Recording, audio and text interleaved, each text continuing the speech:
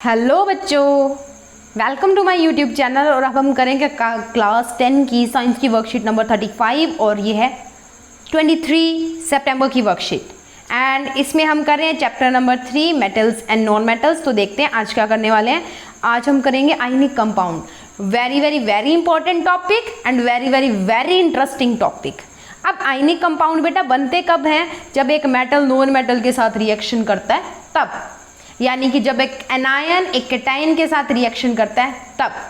एक मेटल क्या करता है? हमेशा इलेक्ट्रॉन्स का दान करता है और उनको डोनेट करता है। और एक नॉन मेटल भूखा सा बैठा रहता है, लेता रहता है लेता रहता है, यानी कि एक्सेप्ट करता है। ठीक है, हो गया। The atoms that gain an electron and thus obtain net negative charge are known as anion. जो गेन करते हैं इलेक्ट्रॉन्स को, तो नेगेटिव चार्ज आ गया ना, किसी से कोई चीज लोगे तो उसका उधार रह जाएगा। तो नॉन मेटल मेटल से इलेक्ट्रॉन ले रहा है तो उसके ऊपर क्या आएगा बच्चा? माइनस का साइन। माइनस का साइन आएगा तो उसको हम बोलेंगे एनायंस। ठीक है। इन कॉन्ट्रास्ट एटम्स जो लूज करते हैं इलेक्ट्रॉन्स को और उनके ऊपर क्या आ जाता है? प्लस का साइन, और उन्हें बोलते हैं कैटायंस। ठीक है। Anions tends to be non metals while the cations जो होते हैं वो मेटल्स होते हैं, क्योंकि मेटल्स जो होते हैं वो इलेक्ट्रोपॉजिटिव होते हैं। और पॉजिटिव आ गया मतलब क्या होते हैं बेटा? कैटायंस होते हैं। और नॉन मेटल्स जो होते हैं वो इलेक्ट्रोनेगेटिव होते हैं। ठीक है, नॉन मेटल्स क्या होते हैं? इलेक्ट्रोनेगेटिव होते हैं। नेगेटिव का साइन आ गया मतलब क्या है? वो एनायन है। और नेगेटिव का साइन कब आता है? जब आप किसी से कोई चीज लोगे। ठीक है। सो अब कब बने? जब मेटल ने नॉन मेटल के साथ रिएक्शन की और मेटल पॉजिटिव और नॉन मेटल नेगेटिव बनाया। ठीक है, मेटल मेटल कैटायन और नॉन मेटल एनायन बना दिया। The opposite charges positive and negative hold together in ionic bonds form ionic compounds. ये जो ऑपोजिट चार्ज वाले हैं ना बेटा, ये एक दूसरे को पकड़ के रखते हैं। ठीक है, और पकड़ के रखते हैं तो क्या बनाते हैं? Ionic compounds. और ionic compounds are the compounds made of ions. Loss or gain of atom matches with the loss or gain of the other. Atom donates an electron to the atom that's need it and they form a pair. देखो, जब किसी को चीज चाहिए होगी तो ही आप दोगे ना। आपका कोई फ्रेंड है, उसको पेपर के अंदर पेंसिल चाहिए या क्लास में चाहिए तभी दोगे ना। ऐसे तो नहीं है अभी उसको चाहिए ही नहीं और आप धक्के से बोलोगे ले मेरी पेंसिल, ले पेंसिल वरना तेरी खैर नहीं। ठीक है, ऐसे तो नहीं करोगे ना, तो करना भी नहीं चाहिए। तो वो भी ऐसे नहीं करते। मेटल्स भी या एटम्स उन्हीं को इलेक्ट्रॉन देते हैं, उन्हीं को डोनेशन देते हैं जिनको चाहिए होता है। अब देखो, आप जाके अंबानी को पैसे दे के आओ कि हमने डोनेट कर दिए तेरे को हमने दान दे दिए, भाई वो लेगा? नहीं लेगा, उसके पास पहले से बहुत ज़्यादा है। पर अंबानी आके अगर हमें दे देगा तो हम तो ले लेंगे क्योंकि हमारे पास नहीं है। तो अंबानी क्या है? कैटायन है जो देता है। हम क्या है? एनायन है, नेगेटिव है, कर्जे चढ़े हुए हैं अभी तो हमारे ऊपर लोन के। ठीक है।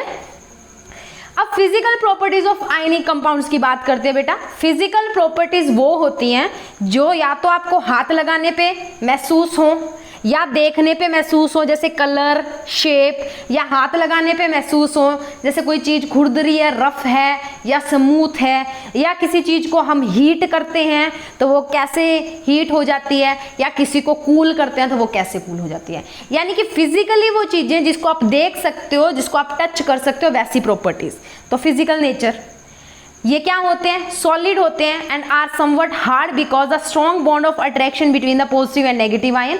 These compounds are generally brittle. Brittle क्या होता है बेटा? जो जल्दी से टूट जाते हैं। अब आप भार दोगे ना तो वो टूट जाएंगे।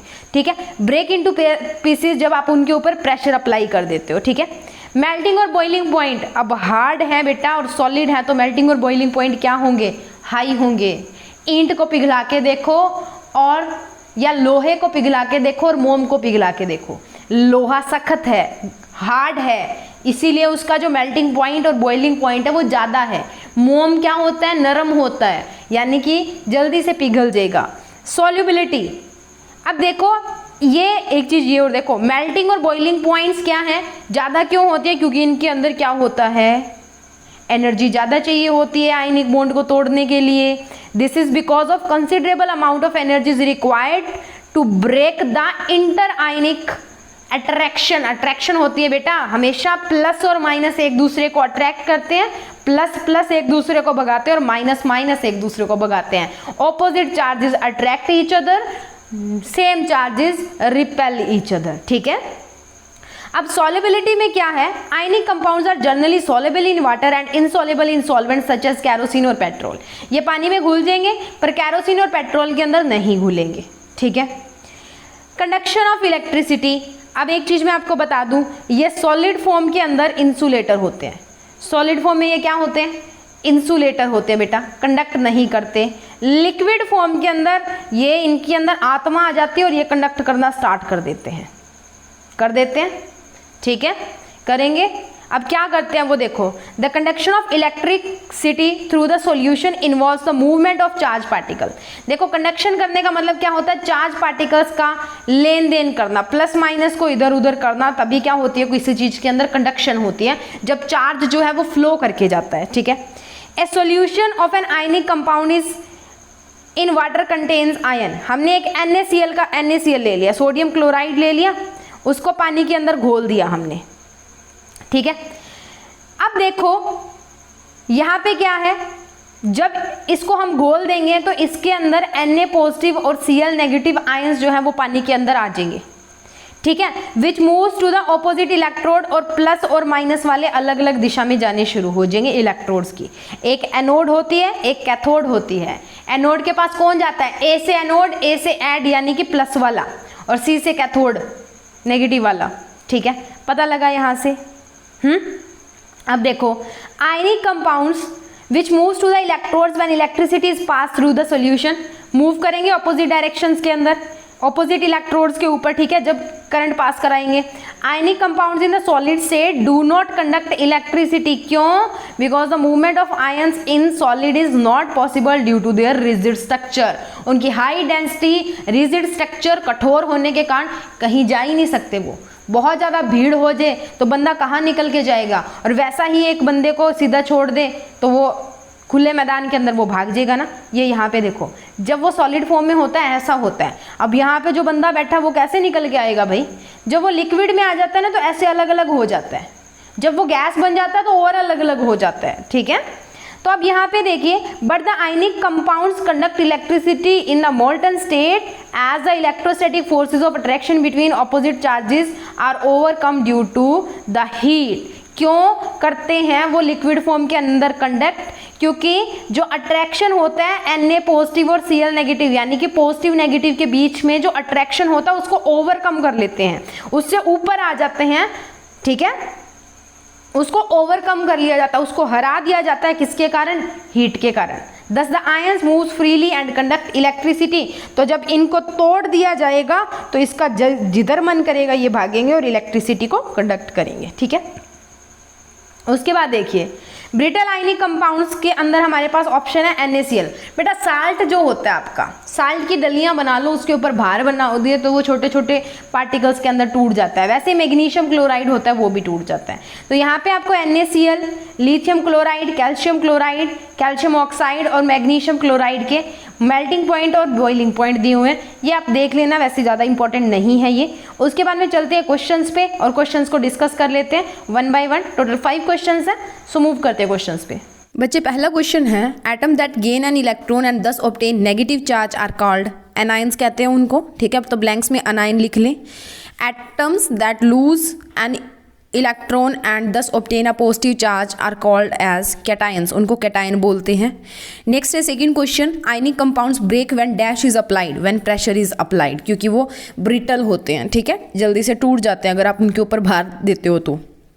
तीसरा है, why do ionic compounds have high melting points, ionic compounds cations and anions are held by strong electrostatic forces of attraction, hence large amount of energy is required to overcome these forces, इसीलिए इनका जो melting और boiling point है या melting point जो है वो high होता है, ठीक है।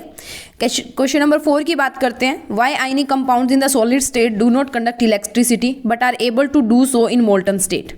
So ionic compounds in the solid state do not conduct electricity because movement of ion in the solid is not possible due to their rigid structure, but in the molten states ions freely move, इसीलिए वो क्या करते हैं, conduct करते हैं, ठीक है। Question number 5 है, draw and explain with the help of label diagram the conduction of electricity in ionic compound. तो एक्सप्लेन करना बेटा, तो छोटा नहीं हो सकता है इसका। तो यहाँ पे the conduction of electricity through solution involves the movement of charge particle. A solution of ionic compound in water contains ions which moves in opposite electrodes when electricity is pass through the solution. Ionic compounds in the solid state do not conduct electricity because the movement of ions in the solid is not possible due to their rigid structure.